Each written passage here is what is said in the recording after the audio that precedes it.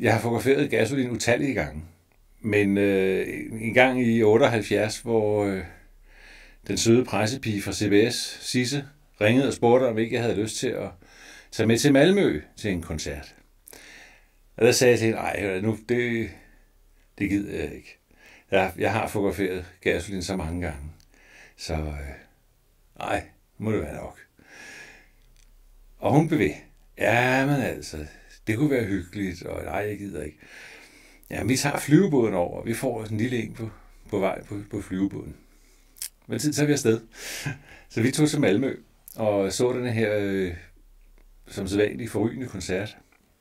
Bagefter var vi backstage og hilste på dem. Det var en udendørs koncert i Folkets Park eller sådan noget Tivoli, Bakken-agtigt sted. Der var ikke sådan de store omklædningsfaciliteter. Der var nogle små bokse, de kunne klæde om i der backstage. Og så var der sådan et større område backstage. Og Larsen, han kunne altså ikke, han gad ikke at være i sådan en lille boks, så han løb rundt ude blandt os andre, fuldstændig nøgen.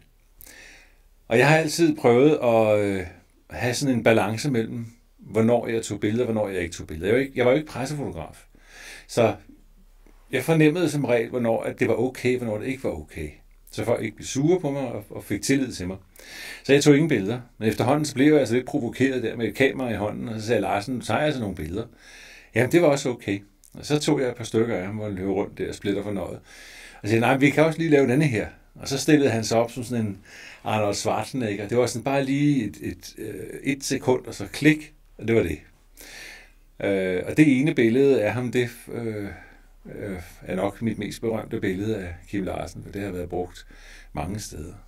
Nå, men efter koncerten, så tog Sisse og jeg hjem med flyvebåden igen, og så sidder på båden, så siger hun, du skal bare vide, nu eksisterer Gasolin ikke længere.